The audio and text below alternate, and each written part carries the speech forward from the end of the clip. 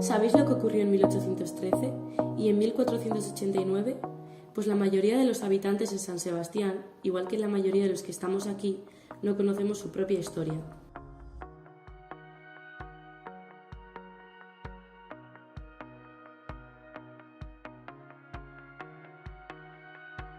Somos Donostiarra, un grupo de estudiantes con talento.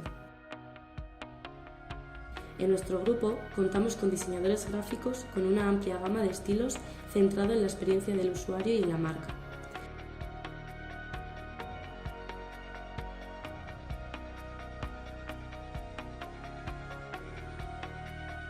Nuestros artistas 3D son capaces de diseñar, modelar y animar escenas de realidad aumentada que se funden con los lugares emblemáticos de nuestra ciudad.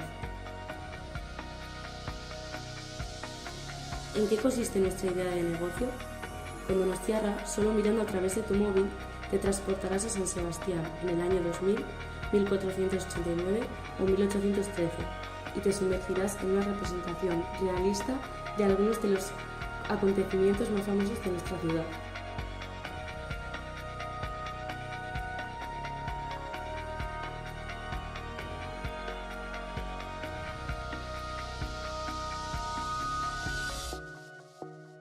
Nuestra propuesta está alineada con los importantes objetivos de la ODS, como son fomentar la educación de calidad y ser respetuosos con la producción y el consumo responsable.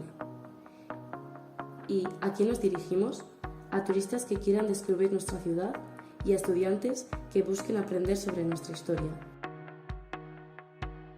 Y por supuesto también a curiosos que buscan a través de nuestra aplicación de realidad aumentada una experiencia inmersiva y divertida recorriendo la ciudad y conociendo sus lugares más importantes mediante una ruta con QRs. ¿Existen aplicaciones de este tipo? Sí, pero nuestra propuesta es diferente porque tendrá juegos incorporados para dar a conocer la ciudad de Donosti de una manera divertida, que enseñe y haga tomar conciencia del usuario. Por ejemplo, cuando en 1813 incendiaron la ciudad, el juego consistirá en apagar el fuego y así se conseguirá puntos que servirán para participar en sorteos o descuentos en nuestro comercio local sostenible. La historia viva con Donosti.